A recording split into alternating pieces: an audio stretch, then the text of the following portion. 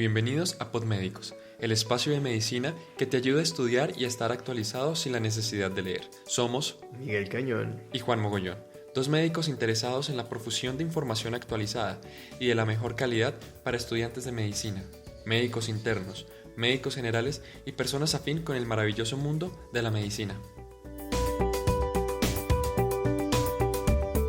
Podmédicos es un podcast que tendrá 4 tipos de episodios cada mes sobre un tema específico. El primer capítulo del mes será introducción o generalidades al tema. El segundo, manejo y guías. El tercero serán noticias o perlas médicas. Y el cuarto será discusión del tópico.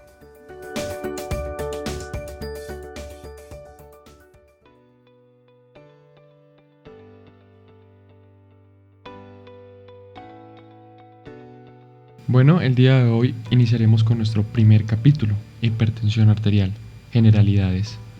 Antes de entrar al meollo principal, es imperativo diferenciar dos términos que usamos normalmente y no diferenciamos entre sí, que es presión arterial y tensión arterial.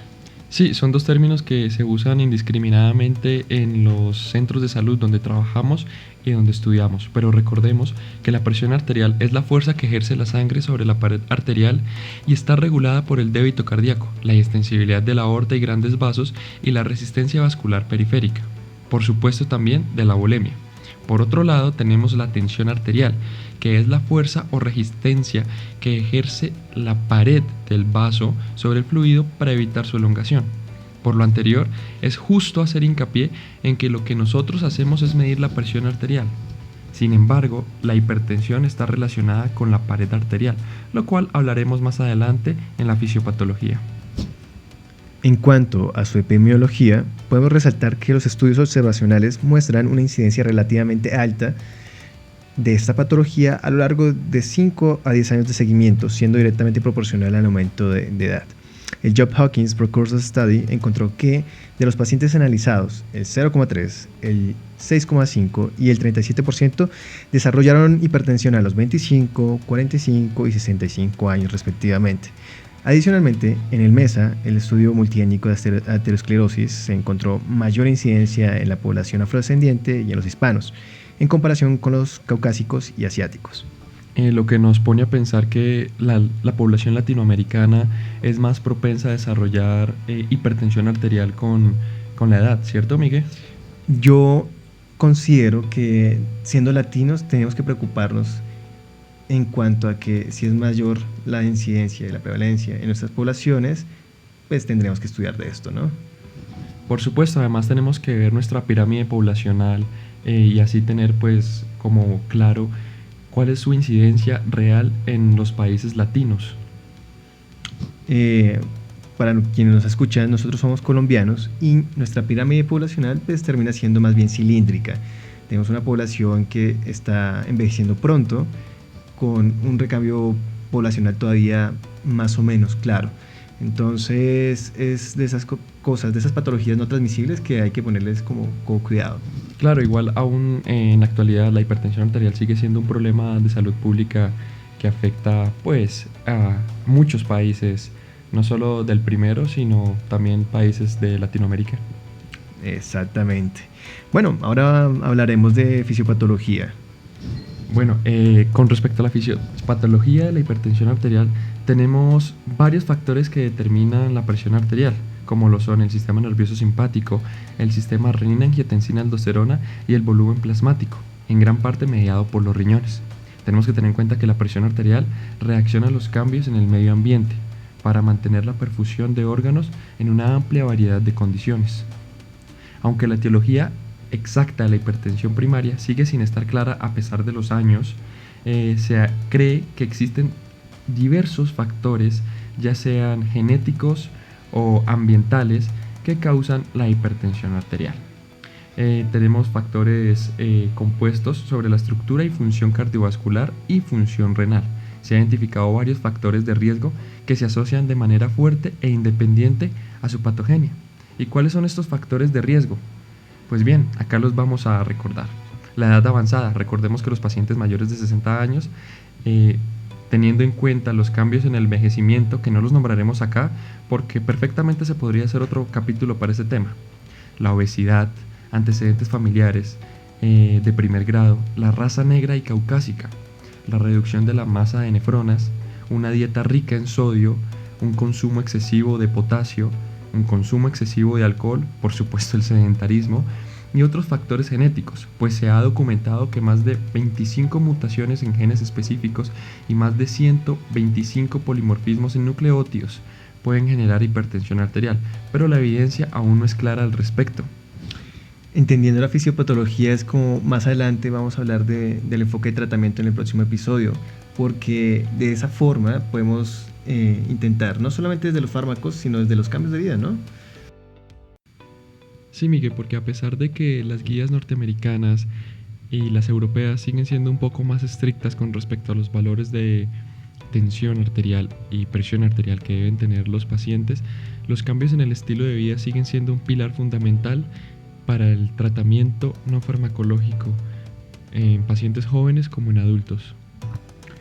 Ahora vamos a hablar del diagnóstico. Desde PodMédicos consideramos un enfoque heterodoxo de diagnóstico, basándonos en las guías del US Preventive Services Task Force, las guías de la AJA y las guías europeas para tamizaje y diagnóstico en mayores de 18 años, teniendo en cuenta que estas guías son las principales en cuanto a que de estas derivan las demás guías de manejo de acuerdo a las particularidades de cada país.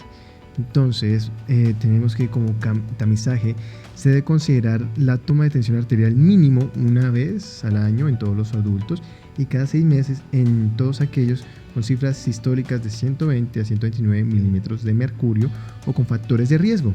Se puede realizar el diagnóstico en primera instancia en 2 escenarios clínicos. El primer escenario es si el paciente debuta con una urgencia o emergencia hipertensiva dada por presión arterial mayor a 180-120, sistólica y diastólica respectivamente. Y en segundo escenario, que podríamos hacer un diagnóstico de una vez, es aquel paciente que presente en la consulta una tensión arterial mayor de 160-110, pero si presenta una hipertrofia ventricular, una retinopatía o un síndrome coronario que nos indique una enfermedad de base. Si el paciente no cumple con los criterios anteriormente mencionados, pero presenta una presión elevada durante la consulta, se hará seguimiento ambulatorio siguiendo el gold estándar, que es el uso del monitoreo ambulatorio de presión arterial, que es el mapa 24 horas. Sin embargo, a pesar de que es el ideal, se tiene que tener en cuenta los recursos del escenario clínico en el que nos encontramos, el sistema de salud, la situación socioeconómica del paciente.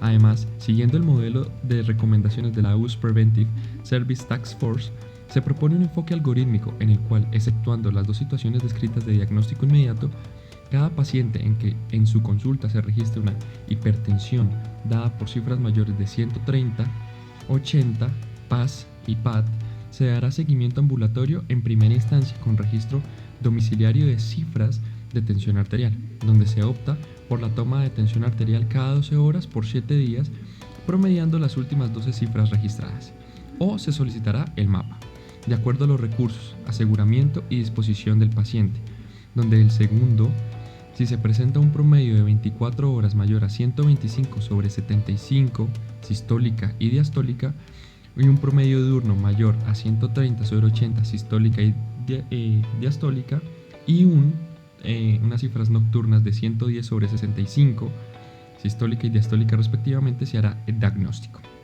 Los europeos son más laxos con dichas cifras, redondeando los valores en 10 milímetros de mercurio más, usando 140/90 como un punto de partida.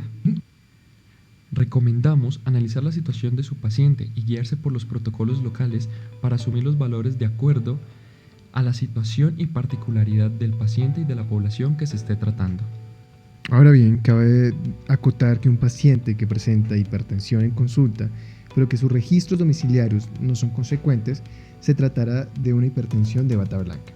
Y por lo contrario, un paciente con cifras normales en la consulta, pero ambulatorias elevadas, se asumirá como una hipertensión arterial enmascarada.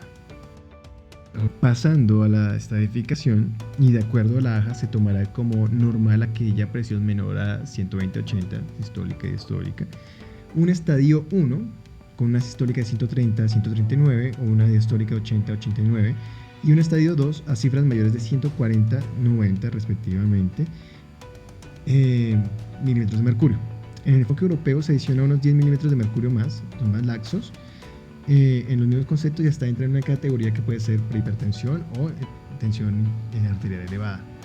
Sí, los americanos tienden a ser un poquito más estrictos con las cifras tensionales, dado que su población tiende a ser más obesa, a padecer más de diabetes e hipertensión arterial, más que todo por su estilo de vida.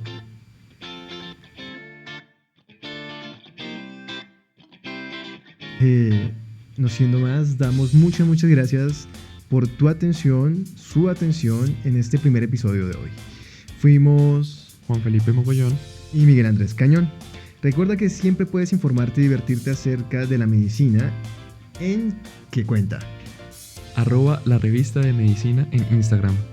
Espero que tengas un buen día, que hayamos hecho en estos pocos minutos una buena revisión. En el primer capítulo de hipertensión, generalidades, los vemos en un siguiente capítulo. El próximo capítulo, manejo y guías.